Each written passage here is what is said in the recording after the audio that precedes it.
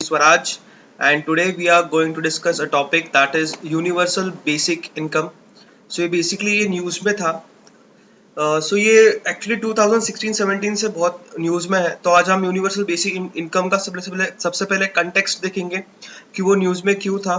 उसके बाद डेफिनेशन देखेंगे. ये इकोनॉमिक्स का बेसिकली टॉपिक है. ठीक है. So it is a social security scheme that we give a basic income to every citizen without any condition. तो ये बेसिक में आपको एक बेसिक में बता सकता हूँ. So without wasting time let's start with the universal basic income.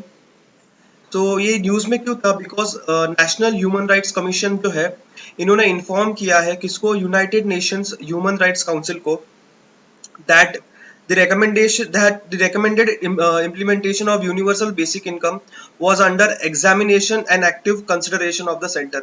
कि सेंटर कंसिडर कर रही है. ठीक है. तो ये अब भी क्यों जरूरत पड़ी कि इसके बारे में जो ह्यूमन राइट्स कमीशन है, इन्होंने बताया कि सेंटर जो है यूनिवर्सल बेसिक इनकम के ऊपर कंसिडरेशन सोच विचार कर रही है. तो बेसिकली क्या जरूरत पड़ी? तो देखना, हमको पता है कोविड-19 का जो पैंडेमिक था उसके वजह से बहुत जगह पे लॉकडाउन एंड सोशल डिस्टेंसिंग हुआ, जिसके वजह से बहुत सारे इकोनॉमी के हर एक सेक्टर में कोलैटरल डैमेजेस हुए to almost every sector of the economy. And in IMF जो इंटरनेशनल मॉनेटरी फंड है, इसने ये पैंडेमिक को, करंट पैंडेमिक को कोरिलेट किया है with the great depression of 1929. तो इतना इसका सीवियर इफेक्ट है, इतना इकोनॉमी लो होने वाला है अभी लॉकडाउन के या पैंडेमिक के टाइम पे. With almost 90% of the Indian work force, ये जो काम करती है हमारे इनफॉर्मल सेक्टर में, without having any minimum wage और सोशल सिक्योरिटी. तो इसके वजह से ये जो 90% लोग हैं, इनको एक बेसिक इनकम प्रोवाइड करना चाहिए. So that's why it was the need to provide universal basic income can ensure sustenance to the workers engaged in the informal sector at least till the economy normalises. तो ये उसका जरूरी है कि जब तक की नॉर्मल इकोनॉमी रन नहीं होती है, तब तक उनको एक बेसिक इनकम हम प्रोवाइड कर सके. So let's see what is universal basic income. It is a program to provide all citizens of the country or other geographic area state with a given sum of money regardless of their income, resource or employment status. तो मतलब हम लोग क्या करते हैं, unconditional money transfer करते हैं. ठीक है. Without irrespective the income, resource, employment status कुछ भी रहे, उनको हम क्या करेंगे, एक बेसिक इनकम प्रोवाइड करेंगे. अभी जो करंट सोशल सिक्योरिटी स्कीम है, उसके कुछ ना कुछ क्या है, क्राइटेरियाज है कि एज ग्रुप मेंशन किया जाता है वहां पे बेसिकली, फिर कास्ट, कैटेगरीज और ये सब वहां पे क्या है, कुछ क्या बोल सकते हैं, एलिजिबिलिटी क्राइटेरियाज है. बट यूनिवर्सल बेसिक इनकम में ऐसा कोई भी क्राइटेरिया नहीं होगा. सारे अनएम्प्लॉयड पीपल को क्या हो जाएगा, हम एक बेसिक इनकम प्रोवाइड करेंगे. So universal basic income is used to provide prevent और reduce poverty and increases equality among citizens.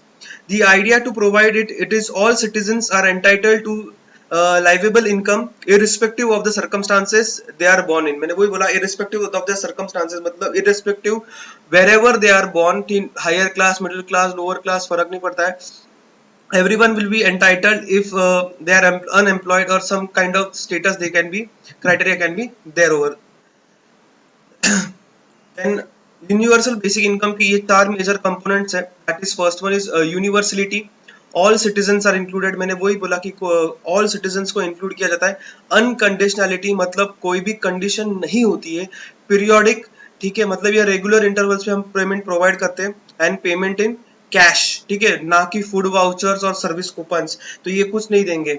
ठीक है. जैसे नेशनल फूड सिक्योरिटी में हम क्या करते हैं, बेसिकली हम लोग बेसिकली उनको वीट, राइस ये कम रेट्स में देते हैं. बट यहाँ पे जो है वो पेमेंट जो होगा वो डायरेक्टली कैश में होगा, ना कि अदर फॉर्म. ठीक है. अदर फॉर्म में जैसे फूड ग्रेन्स तुम उसको दे दोगे, कुछ कूपन्स तुम उसको दे दोगे, कुछ सब्सिडीज दे दोगे. तो सब्सिडीज कुछ नहीं चाहिए, हमको डायरेक्ट कैश चाहिए अकाउंट में. So let's see what are the benefits. It provides secure income. Secure income provide करता है सबसे पहले, तो यही सही बात है. रिड्यूस पॉवर्टी, क्योंकि जब पैसा आएगा तो मैं खर्च करूंगा. ठीक है. सो पॉवर्टी रिड्यूस होगी, या मैं उसको इन्वेस्ट कर सकता हूँ किसी बिजनेस में. तो मतलब मैं कुछ हार्ड स्टेप्स ले सकता हूँ यहाँ पे. And reduce inequality in the society, मतलब जिसके पास नहीं हम उसको प्रोवाइड कर रहे हैं, तो ऑफकोर्स इनइक्वालिटी मिटिगेट करने के भी चांसेस यहाँ पे है. Increase the purchasing power. ठीक है. यस, मैंने वही बोला, परचेसिंग पावर को इंक्रीज कर रहा है, क्योंकि जब मैं पैसे दूंगा सामने वाले को, तो सामने वाला क्या करेगा, वो परचेस करेगा. ठीक है, जिससे डिमांड बढ़ सकता है, डिमांड बढ़ेगा तो प्रोडक्शन बढ़ेगा, प्रोडक्शन बढ़ेगा तो एम्प्लॉयमेंट लेवल बढ़ेगा। तो इससे ये क्या है, विस्कस साइकिल है।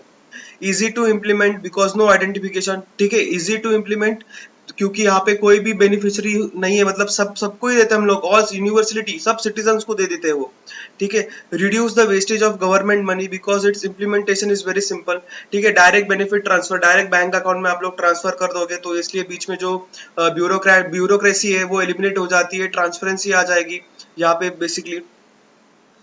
देन सपोर्टर्स, देखते हैं क्या सपोर्टर्स है या इंडिया में क्या है। तो इकोनॉमिक सर्वे ऑफ इंडिया 2016-17 में उन्होंने एडवोकेट किया था कि जो यूनिवर्सल बेसिक इनकम है, it is an alternative to various social welfare scheme in an effort to reduce poverty, ठीक है। तो अल्टरनेटिव के बारे में सोच रहे हैं बेसिकली। सिक्किम ने बोला, उनका इलेक्शन मैनिफेस्टो था 2019 का कि 2022 तक वो लोग उनके स्टेट में यूबीआई यूनिवर्सल बेसिक इनकम चालू करने वाले हैं।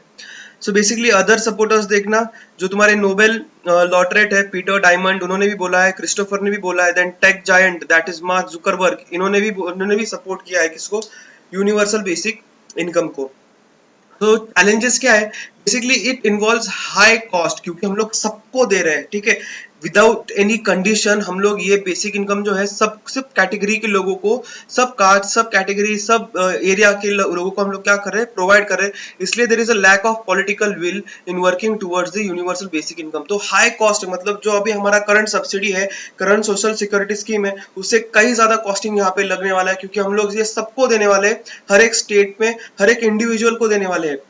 Then it will reduce the motivation to work. अगर मैं फ्री में पैसे दे रहा हूँ तो ऑफकोर्स बंदे क्या करेंगे, काम नहीं करेंगे, तो मोटिवेट नहीं होंगे, क्योंकि उनको पता है अगर काम भी नहीं किया तो बेसिकली गवर्नमेंट तो पैसा दे ही रही है, and that might encourage people to live off assured cash transfer and it is simply unaffordable. तो हमारा जो करंट डेमोग्राफिक डिविडेंड है, जो करंट हमारा जो क्या बोलते हैं, जो पावर है, यंग यूथ पावर, वो काम नहीं करेगा, and that will rely on external funding. So basically इसके अलग अलग भी है। बेसिकली आप अगर यूनिवर्सल बेसिक इनकम दे रहे तो कितने साल तक दोगे, किसको दोगे, तो ये बहुत सारे चैलेंजेस है, ठीक है। आइडेंटिफिकेशन भी बहुत जरूरी है। हम लोग बोलते हैं यूनिवर्सलिटी सबको देना है, बट सबको नहीं दे सकते। अभी अगर देखोगे इंडिया में 3.20 बिलियन पीपल है, तो उनको देना मतलब दैट इज हाईली इम्पॉसिबल। तो इसका जो टैक्स बर्डन है वो अपर क्लास के ऊपर जा सकता है। एंड अभी हमारा जो हम देखते हैं कि जो टैक्स रेशियो है, जीडीपी टैक्स रेशियो बहुत कम है, एंड और टैक्सेस अगर हम बढ़ा देंगे तो पीपल विल डिस्करेज टू पे द टैक्सेस, फिर ब्लैक मनी बढ़ सकता है। तो ये सारे यहाँ पे चैलेंजेस क्या हो सकते हैं, प्रॉब्लम्स आ सकते हैं। So hope you have understood this session. If you have any doubt you can comment below. Thank you.